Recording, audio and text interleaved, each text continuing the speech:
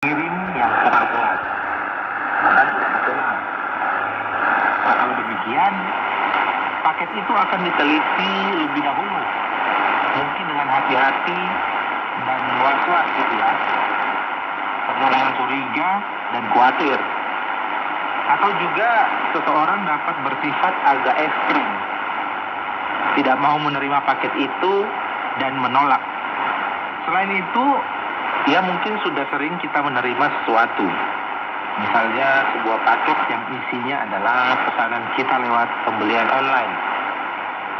Dalam hal ini kita akan menerima dengan hati yang sangat senang dan langsung menikmati sepuas-puasnya.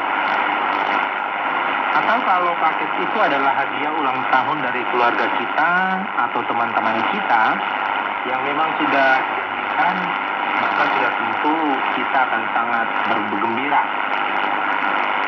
Kita juga akan merasa bangga dan berterima kasih dan bersyukur yang meluap dari dalam hati kita. Kalau kita ternyata menerima hadiah dari pimpinan atau bawahan kita. Tapi sekarang coba kita bayangkan ya sahabat ya, ini berbeda. Seandainya kita dalam suatu persoalan hidup yang berat, dan persoalan itu telah membuat kita benar-benar tidak berdaya dan tidak mampu untuk mengatasinya, kita tidak sanggup menyelamatkan diri kita sendiri. Lalu di luar dugaan kita, datanglah seorang menawarkan pertolongannya. Orang ini mau menolong kita dengan segenap hatinya, hanya demi keselamatan dan kebaikan kita.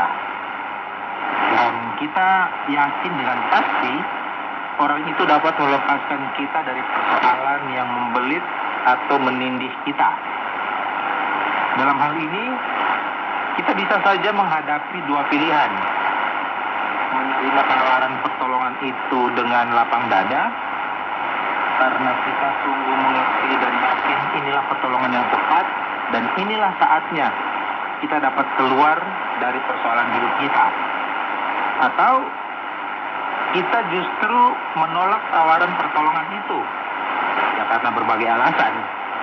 Mungkin karena kita terlalu angkuh meskipun kita dalam kesempitan ya.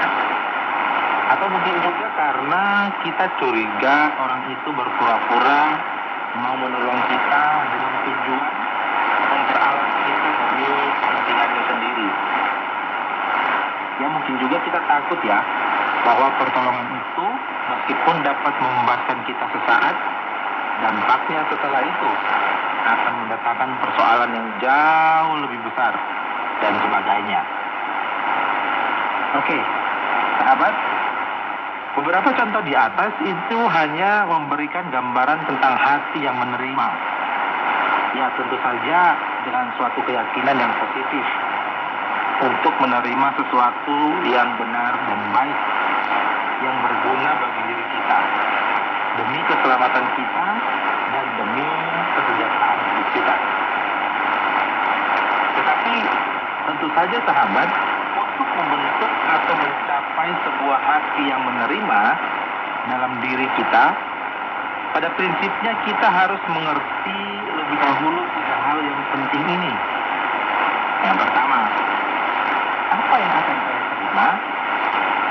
Yang kedua, mengapa saya perlu atau harus menerima? Dan yang ketiga, yang saya memberikan. Ya maksudnya menerima dan memberikan apa yang perlu buat saya, yang seharusnya saya terima itu. Sahabat, saya akan langsung to the point ya, terhadap pertanyaan apa yang akan saya terima.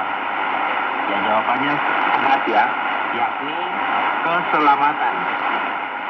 Maksudnya adalah keselamatan dari hukum Allah yang bersifat kekal dan abadi atas manusia karena dosa dan keberdosaan manusia, karena status manusia sebagai orang yang berdosa.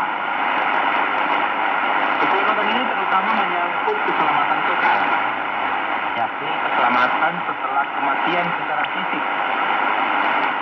Tetapi keselamatan ini juga akan berdampak baik dalam kehidupan real secara fisik yang sedang dialami setiap orang, ya termasuk kesejahteraan dan kebahagiaan hidup kini dan di sini, secara fisik, secara psikologis dan sosiologis dalam kebersamaan hidup sebagai masyarakat di dunia ini. Berikut terhadap pertanyaan, mengapa saya perlu atau harus menerima? Berhubungan dengan keselamatan tadi, jawabannya adalah karena saya tidak pernah dan tidak mungkin sanggup menyelamatkan diri sendiri dari murka dan hukuman Allah atas dosa dan iblis. Dengan segala kemampuan saya dari segi apapun, dengan banyaknya ilmu pengetahuan